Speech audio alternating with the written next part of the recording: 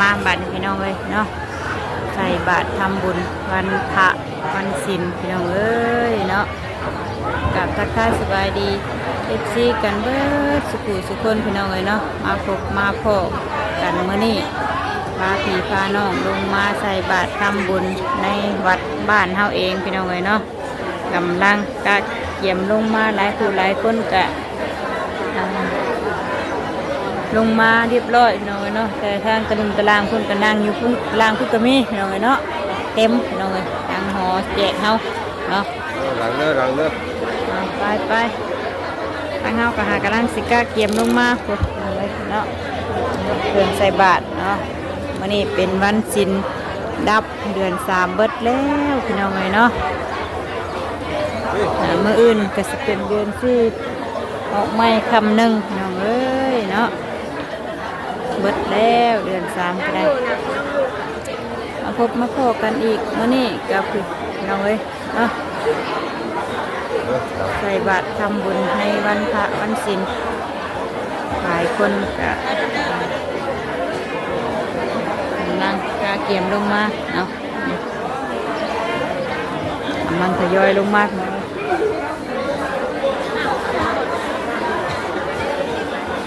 เต็มแล้วเราไปซ้ำกินในน้ำเนาะน้ำมาโฮมลงมาเพราะท่านเพิ่นเต็มประหยัดเอาประหยัดเอาเต็มคนหลายวันนี้พี่น้องเนาะเพราะว่ามันเป็นวันศีลดับเนาะ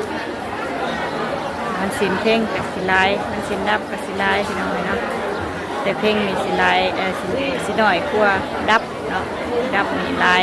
เนาะเพราะว่ามันเป็นเดือนเบิดเนาะใครก็อยากทำบุญในวันพระวันศีลพี่น้องเลยนั่งทั้งตารางคุณกะมีเสียงเซี่ยวอยู่ห่อนแล้วพี่น้องเลยเนาะเพราะว่าเดือน3กะมากกับโบค่อยหนาวปานใดเดือนปีนี้เนาะห่อนมาได้หลายมื้อนั่นแหละเนาะ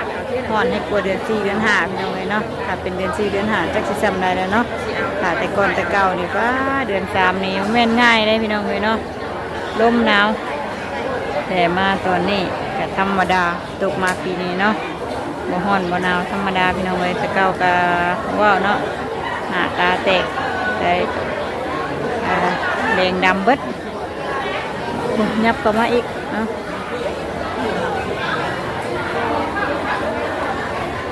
เพราะว่าคนทางกรุงตารางเพิ่นก็มีหลาย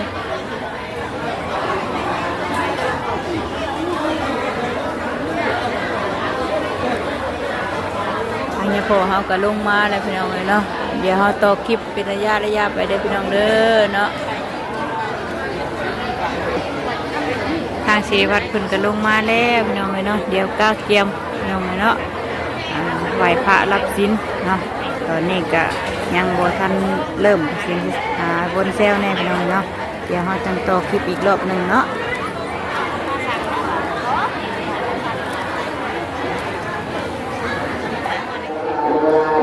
ไหวพระรับศีลพี่น้องเลยเนาะกำลังเริ่ม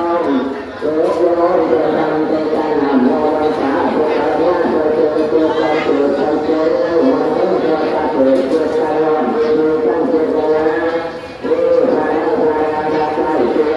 Gõ để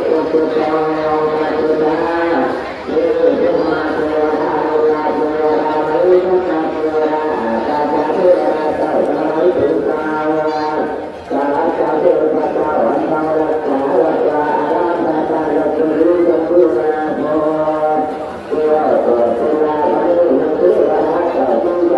lỡ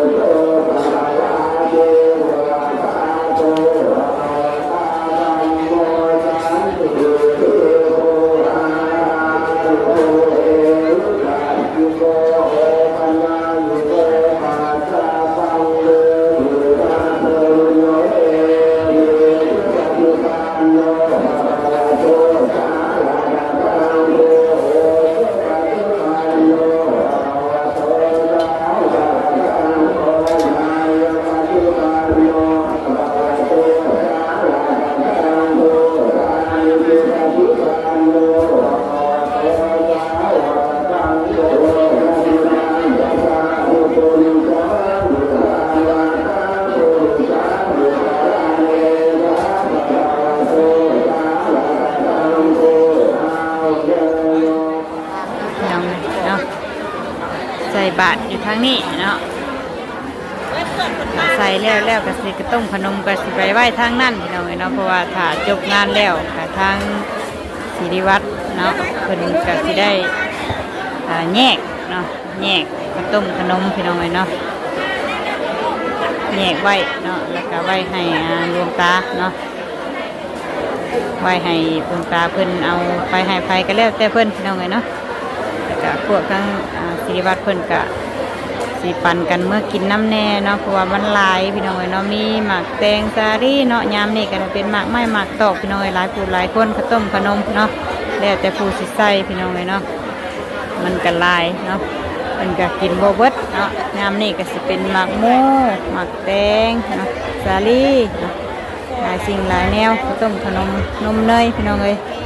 หลายผู้หลายคนก็ใส่บ่คือกันเนาะมันก็สิได้ลายในโกงบ้าไงเพิ่นอยู่หน่อยน้องถาเพิ่นใส่บาตรเรียบร้อยแล้วเพิ่นก็จะได้พากันแยกเนาะตอนนี้ก็กำลังใส่บาตรอยู่เนาะยังบ่ทันแยกเนาะผู้จับของออกจากบาตรก็มีผู้ถือเข่งข้าวต้มขนมไปไหว้ก็มีพี่น้องเนาะแบ่งหน้าที่กันทำไป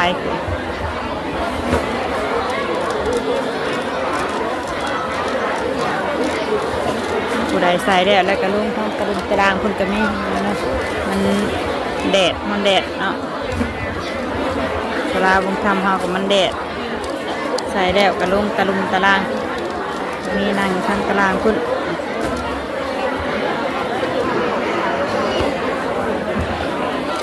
แรกก็สิลงไปทางตารางพุทธเนาะ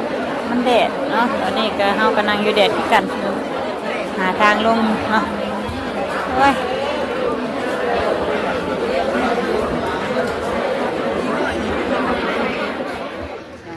ตัดภาพลงมานั่งทางตารางพี่น้องเนาะบ่ได้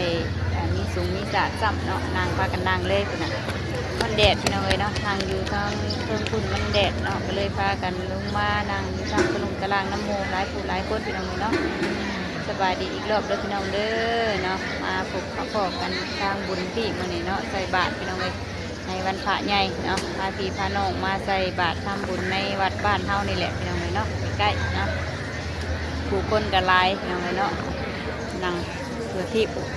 ทางหลังก็มีทางข้างก็มีเนาะว่าทาง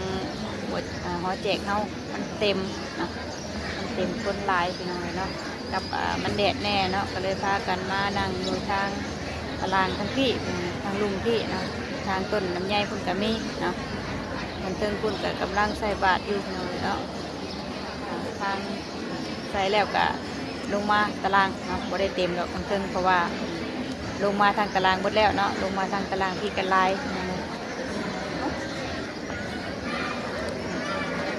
ยังบ่ทันแล้วพี่น้องเนาะกันรออีกสักหน่อยเนาะก็คือสิแล้วเนาะตอนนี้กำลังใส่บาตรอยู่สักหน่อยก็คือสิหยาดน้ำเนาะกันแล้วตัวพี่น้องเนาะใส่บาตรในวันพระวันศีลใหญ่เนาะเดี๋ยวต่อคลิปอีกรอบนึงพี่น้องเนาะตอนนี้กำลังใส่บาตรอยู่เนาะหยาดน้ำเห็นไหมตอนนี้ก็ใกล้หมดเวลาหยาดน้ำแล้ว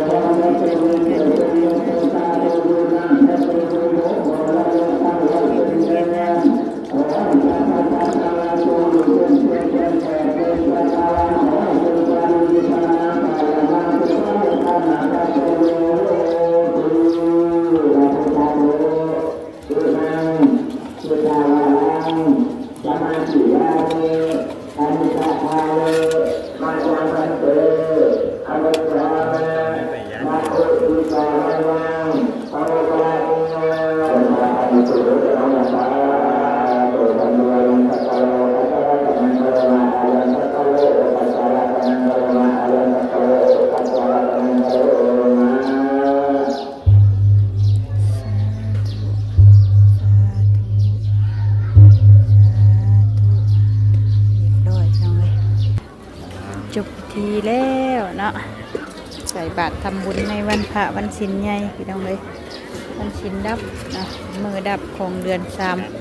3ผ่านไปแล้วเดือน3พี่น้องเลยเนาะตอนนี้ก็มีแต่โลไปติดเข่าบูชากับเมื่อพี่น้องเลยเนาะสวยเติบไปได้พี่น้องเลยเนาะตอนนี้ก็เป็นเวลา9 โมงแล้วพี่น้องเลย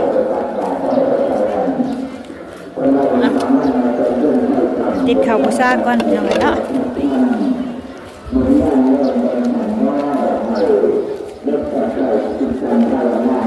เ เพิ่นก็สิขี่รถมาพี่น้องเนาะรถจักรรถใหญ่แล้วแต่ผู้มีเนาะทางเฮาอยู่ใกล้ๆไม่ค่าทราบขายก็มาคือเก่าพี่น้องเนาะไปผู้แหละเนาะบอนพ่อเฒ่าเนาะเป็นแม่เป็นพ่อของแม่เป็นศิริวัตรเราก็เลยเอามาอยู่ทางวัดเนาะจากตัวดูงานต่างๆเป็นเด็กคืองานมันเด็กไทยไทยลูกนี้ตัดแต่งเด็กว่าแล้วก็พูดก็ตัดแต่งเด็กของงานนี้ที่เราดูนี่มาที่โน้อยากที่เราให้ว่าเราพูดเดี๋ยวเราอยากที่เราให้ดูแล้วก็ขึ้นมาที่เราให้เราไป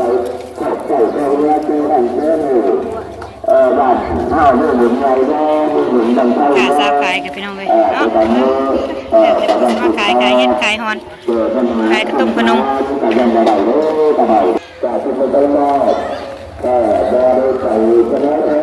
ขอบูชาตั้งต้นโพใหญ่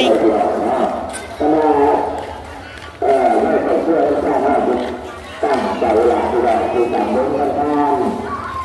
ใหญ่พอแล้ว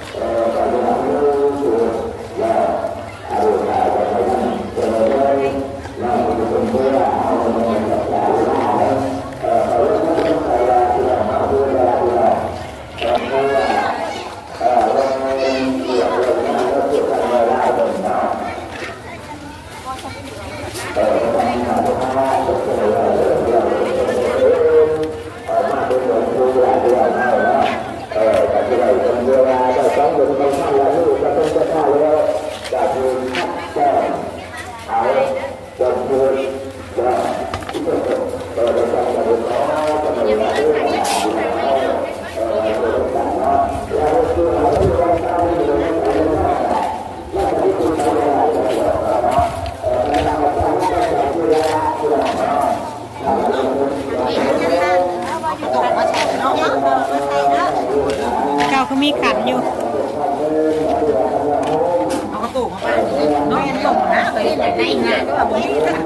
เก่ามันคือป้ามาอยู่ติตู่เอาแล้วมันจะหน่อยเอาแล้วมันคนไปเกลือใกล้เกลือมาก็ตู่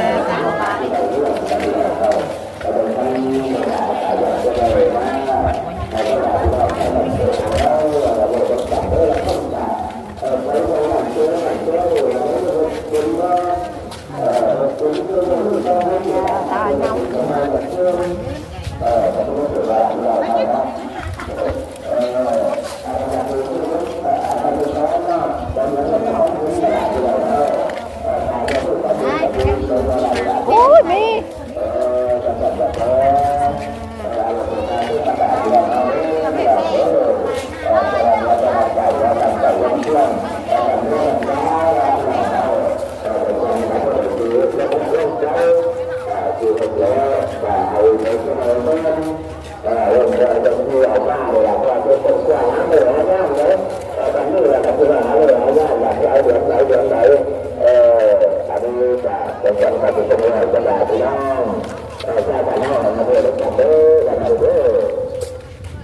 ม่วงกระดกดกเนาะสิจับหรือว่าท่านแน่บ่ได้จำสิกินแต่มันบ่จับหั่นแหละต้องทำเนาะเป็นม่วงลกเลยม่วงต้นนี้บ่ได้จับเลยแต่ก็เป็นหล่นหมดเป็นหลายก็บ่จับเก็บเอานะขนาดนี่หล่นหมดเลยเป็นช่องตอนนะเพื่อนหล่นหมดเลย